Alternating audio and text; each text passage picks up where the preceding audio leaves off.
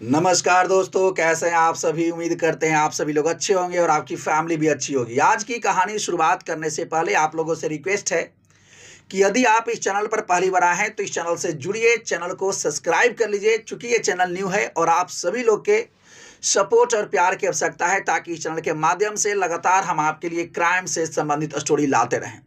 तो चलिए कहानी की शुरुआत करते हैं। दरअसल प्रीति नाम की एक लड़की जिसका उम्र 23 वर्ष है, इसका शादी 2 महीने बाद होने वाला है और इसके घर में शादियों का तैयारी धूमधाम से चल रहा होता है। इसी बीच 12 मार्च की रात प्रीति अपने बहन के साथ सोती है। 13 मार्च की सुबह होता है और जब उसके घर वाले प्रीति को चाय के लिए पूछने जाते हैं तो प्रीति अपने कमरे में नहीं दिखाई पड़ती है। उसके बाद घर वाले उसको घर के आंगन में चारों तरफ खोजते हैं कि शायद प्रीति कहीं दिखे, लेकिन उसके बाद प्रीति गायब नहीं मिलती है और वो घर में कहीं नहीं दिखती है।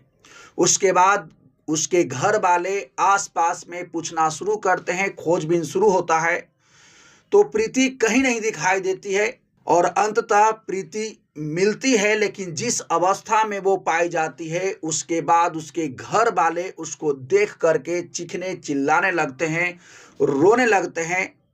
उसके बाद प्रशासन को सूचना दी जाती है और प्रशासन आती है और इसकी तहकीकात में जुट जाती है। तो आज इस वीडियो में हम जानने का प्रयास करेंगे कि आखिर प्रीति जो है अपने घर से गायब कैसे हो गई, चूंकि वो अपने बहन के साथ सोई थी और उसके परिवार वाले उसकी अवस्था को देखकर क्यों रोने लगे थे और उसको उस अवस्था में पहुंचाने वाला जिम्मेवार कौन है और वो कैसे पकड़ा जाता है। तो दोस्तों, आज की जो हम आपको सच्ची घटना सुनाने जा रहे हैं वो राजस्थान के कोटा की है, जहां प्रीति अपने परिवार के साथ रहती है। प्रीति भाई के कुल भाई बहन जो हैं 5 हैं, उसमें इनके 2 बड़ी बहनों का शादी हो चुका होता है और 2 बहन यानी प्रीति और इनसे एक छोटी बहन अंबिता, इन दोनों की शादी जो है 2 महीने बाद होने वाली थी और इसी की तैयारी जो है घर में धूमधाम से चल रहा होता है। 12 मार्च की रात जो है प्रीति अपनी छोटी बहन के साथ सोती है, लेकिन 13 मार्च जैसे ही होता है उसके सुबह घर वाले जो है प्रीति को चाय के लिए पूछने जाते हैं और चाय देने जाते हैं, लेकिन जब उसके कमरे में परिवार वाले एंट्री लेते हैं तो प्रीति वहां नहीं मिलती है। उसके बाद परिवार वाले उसको खोजना शुरू करते हैं तो वो आस-पास में भी नहीं मिलती है और उसके बाद पूरे गांव में उसको जो है खोजा जाता है। और जब ये पूरे खोजबीन चल रहा था उसी दरमियान प्रीति जो है बेसुध अवस्था में अपने ही पड़ोसी के छत पर जो है मिलती है और जिस अवस्था में प्रीति मिलती है परिवार वाले देखकर उसको चीखने लगते हैं, चिल्लाने लगते हैं, रोने लगते हैं और जिस अवस्था में प्रीति वहां पर मौजूद थी वो डेड थी, वो मृत थी और उसके शरीर पर जो है बहुत ज़्यादा खरोच का निशान था। चूंकि घर में शादी का माहौल चल रहा था और परिवार वाले काफ़ी खुशी में थे, लेकिन ये सभी खुशी जो है उसके बाद गम में बदल जाता है। अब जैसे ही ये घटना पता चला उसके बाद इसकी सूचना जो है प्रशासन को दी जाती है। प्रशासन आती है और इसकी तहकीकात में जुट जाती है और इसकी जब जांच पड़ताल की जा रही थी तो प्रशासन को घर वाले बताते हैं कि 12 मार्च को शाम में जो है रात में अपनी बहन के साथ सोई थी, लेकिन जो है 13 मार्च की सुबह जैसे ही होता है तो प्रीति अपने कमरे में नजर नहीं आती है और हम सभी लोग जो है उसको खोजना शुरू करते हैं तो प्रीति जो है पड़ोसी के छत पर जो है मृत अवस्था में पाई जाती है। अब प्रशासन के सामने यह सबसे बड़ा चैलेंज था कि आखिर प्रीति जो है अपने पड़ोसी के छत पर कैसे पहुंच जाती है। आखिर वो कौन सा दरिंदा है जो प्रीति को नोच करके मार देता है।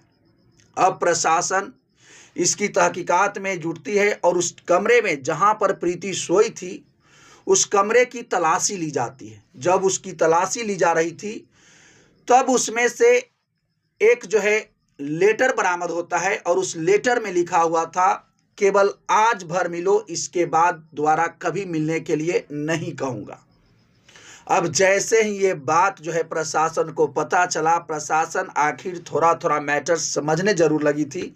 उसको समझ में आ चुका था कि हो न हो ये प्रेम प्रसंग का मामला है। उसके बाद प्रशासन घर वाले से पूछते हैं कि क्या आपको किसी पर शक है, क्या आपके आसपास के कोई ऐसे लड़के हैं जिस पर लगता है आपको कि ऐसा घटना को अंजाम दे सकता है।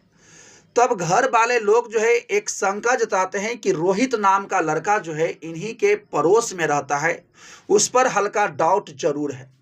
उसके बाद प्रशासन जो है रोहित के बारे में छानबीन करना शुरू करती है। तो रोहित के बारे में गांव वाले बताते हैं कि वो एक बैड कैरेक्टर का लड़का है। लोग जो है गांव में उसको बैड नेम से जानते हैं लोग। जब रोहित की छानबीन की जा रही थी तो रोहित 3 दिनों तक नहीं मिलता है। उसके बाद चूंकि आज टेक्नोलॉजी का जमाना है, प्रशासन जो है टेक्नोलॉजी का मदद लेती है और उसके बाद वो रोहित पकड़ा जाता है। जब रोहित पकड़ में आता है उसके बाद प्रशासन जो है उससे पूछताछ करना शुरू करती है। तब रोहित बताता है कि सर, हम और प्रीति जो है 4 साल से रिलेशन में थे और जो है रिलेशन अच्छा चल रहा था। उस बीच कोई हम लोगों के बीच मतभेद नहीं था, लेकिन आज से 1.5 महीना पहले जो है प्रीति की सगाई हुई थी और उसके बाद जो है प्रीति हमसे बात करना बंद कर चुकी थी और हमसे मिलना जुलना भी बंद कर दी थी।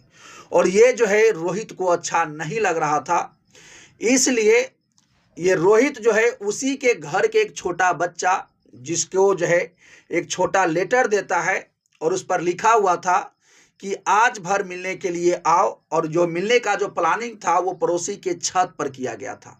चूंकि हुआ यह था कि जो प्रीति का घर है वो साइड में था और रोहित का घर जो था वो एक घर साइड में था, यानी बीच में एक दूसरा घर था और उसी बीच के घर पर इन दोनों का मिलने का प्लानिंग होता है। और जब ये लेटर प्रीति को दिया जाता है, प्रीति जो है वादे के अनुसार मिलने आती है और जब ये दोनों मिल रहे थे छत पर, उसी बीच दोनों के बीच जो है बातें बिगड़ती है और उसके बाद जो रोहित जो है उसको गला दबा करके उसी छत पर मार देता है और उसके बाद वहां से फरार हो जाता है। तो दोस्तों, यही पूरी कहानी थी। जैसे ही इसमें कोई अपडेट आता है तो हम आपको जरूर बताएंगे। तो ये कहानी सुनाने का उद्देश्य किसी को हताश करना या परेशान करना नहीं है। यदि इसमें कोई अपडेट आता है तो हम आपको जरूर बताएंगे। तो यदि आप इसी प्रकार से क्राइम से संबंधित स्टोरी सुनना चाहते हैं और जानना चाहते हैं तो इस चैनल से जुड़िए, चैनल को सब्सक्राइब कर लीजिए। तो